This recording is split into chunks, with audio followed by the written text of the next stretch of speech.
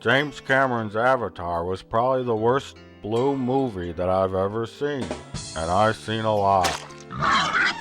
But then I realized that I made a horrible mistake, and this was some kind of sci-fi comedy film.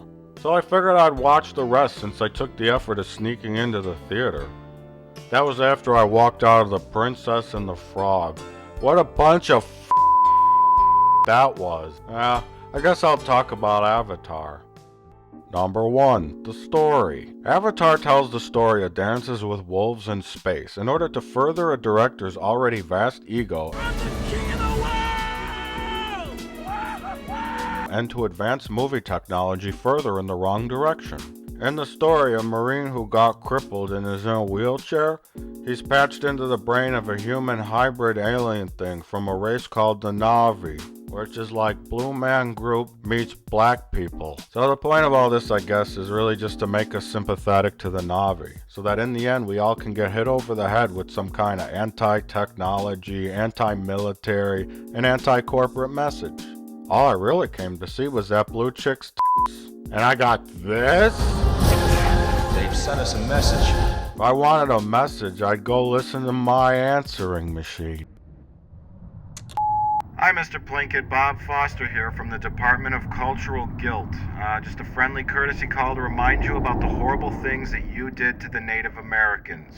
Please continue to feel guilty about this, and if you have any questions, give me a call back. Number's 202-65. Now, if you're looking for a movie with a lot of cool action and some interspecies romance, you'll probably enjoy Avatar. Although unlike its predecessor, Titanic, you do feel its length at times. I'd say it feels a little long because we know how Avatar is going to end based on the trailer. But we also knew in Titanic, so I'm not sure really. I guess with Titanic, after a while you forgot you're on the ship of doom, because you're like watching the little love triangle plot, and then blammo, shablam, blammo. Oh yeah, the iceberg thing, right. Ooh, this is exciting. In Avatar, though, the looming threat of military action is always there, and you know it's coming, but we have to wait 2 hours for it, while almost exclusively watching characters that made you feel like you were watching some kind of Disney animated film. At times I forgot what I was watching. It would go back to human, and then back to this like really unrealistic cartoony world with dinosaurs and colorful plants. And like glowing thing. Half the time I didn't know if I was flashing back to the 1960s when my grandkids put LSD in my coffee. The best part of waking up is acid in your cup. I don't know. Maybe I'm a little biased towards Titanic because I was actually on the ship. So my ability to be objective here is somewhat limited. Daddy, get in the boat with Mommy and me. Daddy, why aren't you getting in the boat? Number 2, the audience. Let's get down to brass tacks. The truth of the matter here is that director James Cameron proves he's the master of his craft by making a really effective film. Now, I didn't say it was amazing or great. I said effective. The film really pulls on the audience heartstrings, using almost every trick in the book. It seemed too easy, actually. I mean, this movie is making people want to commit suicide so that they could be reincarnated as a Na'vi? I mean, come on, people, really? At least commit suicide over something noble, like gambling debts. See, the problem with me is that I no longer have any heartstrings left to be pulled. My doctor had to remove them after my bypass. So I was basically unaffected by this film. You see, if your brain is made of Play-Doh, and you actually have some kind of human emotions left, then Avatar can mold you into like a crying, tree-hugging man-baby. Okay, I'm gonna stop using stupid metaphors, and I'm gonna break this shit down for you. Here we go. You got 2 things you need to do to win over the audience with a movie like this. Make the audience hate the villains, in whatever way you can, no matter how cheap. The military in this film is run by a comical stereotype of the crew-cut wearing racist white man. After 200 years of human evolution and the development of space travel, the military is apparently still stuck in the 18th century mindset in terms of cultural understanding.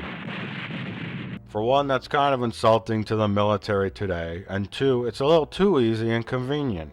To further emphasize this point, during the briefing scene, our subconscious is treated to a few Bubba redneck types sitting in the front row.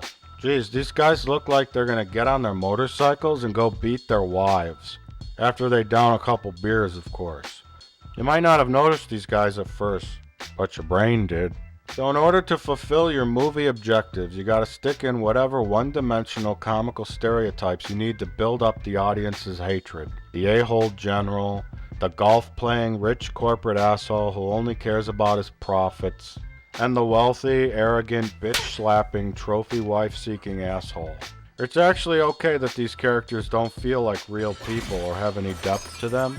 They serve their purpose in the movie. Conversely, the Na'vi are portrayed as a peaceful people in perfect harmony with nature. Let me let you in on a little secret. Savage races without technology and money can be just as fucking brutal to each other as we can. Plus, they don't got things like antibiotics, indoor plumbing, or Taco Bell. Next, you insert a love story. James Cameron learned the value of mixing a love story with an epic tragedy when he made Titanic. That value was exactly $1.8 billion. So if you ever find yourself in a James Cameron movie and you meet a nice young lady from another social caste or culture, and you get to know her, you court her, and then eventually you make love in some kind of strange and unique location, then get ready, because the next scene after that is going to be some kind of disaster. Having the audience connect with a newly formed romance amidst danger and tragedy, well, that's instant box office gold. They should have done that in Taxi. So that's what you need to make a sentence. Number 3. What's right with your face? Finally, you got sympathy from the audience, and this could be the most important element of all. Getting an audience to love and feel compassion for like a weird alien race is pretty hard to do. Did you ever think you'd end up feeling compassion for these ugly bugs? Sure, they live in like a shanty town, they dig around in the garbage, and they look like my ex-wife. But over the course of the movie, you begin to understand their plight. I mean, sure, there's a really obvious political message to District 9, but it's not like hitting you over the head with its simplicity. And the characters are interesting because they feel real and they've got depth to them. That ain't the case with Avatar. Cameron took the easy route with character design for the Na'vi. He made them a little too perfect for an alien race you gotta feel sympathetic towards. First, he started with the oldest trick in the book, something I call Disney eyes. James Cameron brought in a team of sympathy scientists from the University of Puss. They helped design the look of the Na'vi, and they did an outstanding job. First, big puppy dog eyes are the classic look of a sympathetic character. Disney and everybody else figured this shit out years ago. You got the majority of cartoon characters. You got Gizmo, Wall-E, Johnny Five, and so on. Big eyes are inviting. They show openness, honesty, and most importantly, vulnerability. Conversely, small beady eyes usually means they're bad.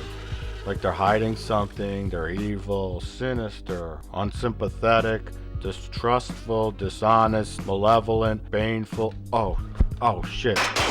I dropped my thesaurus. Next thing they did was mix in an animal element, which was represented in the nose and the little cat ears. You see, the downturned nose and the flat bridge is similar to like a cat or a dog nose. And we all love them adorable creatures, don't we? Let's look at some now.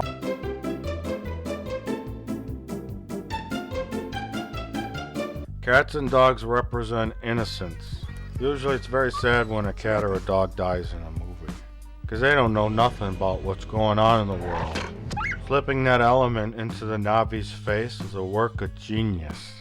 Then lastly, the scientists needed to sexualize the Na'vi for the love story, so they added some big, luscious, very human-looking lips. Look at them lips. Ain't they the kind you just want to put duct tape over? I mean kiss? Kiss, yes, that's what I meant to say. Kiss with a loving passion. Yeah, that's what I meant. So the Na'vi, in addition to being like a perfect sexual fantasy creature for nerds, ends up being like a flawlessly designed creature to work for all necessary elements of this movie. That's a big yawn to me. I don't need no messages. Continued in part 2.